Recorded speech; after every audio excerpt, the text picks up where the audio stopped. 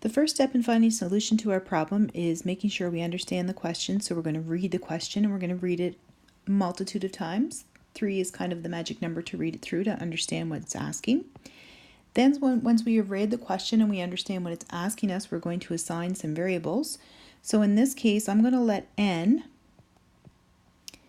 be the number of newtons of the second alloy. Now in step number 3, you can draw a picture here or not. It's entirely up to you.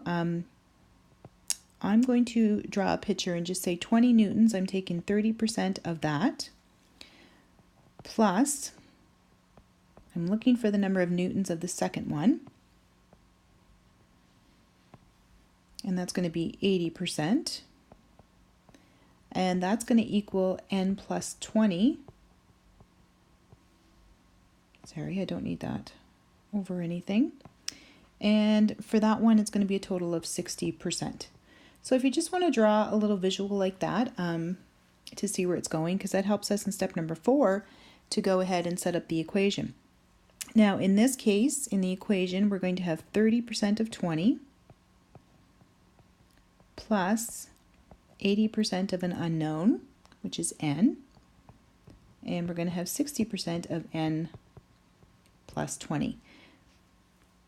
So that is our equation. Now in number 5, we're going to start solving that equation. So we'll have 6 plus 0.8n is equal to 0.6n plus 12. And when we bring the n over to the other side, we have 0.2n. And when we bring the 6 over to the other side, that will give us 6. So when we solve for n comes out to be 30, which is our final answer. So that's the number that must be added, would be 30 newtons. Now we should check our answer. And to check that, we're going to put it back into this original formula right here. So we're going to do 0.3 times 20 plus 0.8 times 30. And we're going to see if that's equal to 0.6, 30 plus 20, which is 50. So we'd have 6 plus 24 is equal to 0.6 of 50, which would give us 30, and 6 and 24 gives us 30. So how much must be added for the final alloy to be 60%? 30 newtons.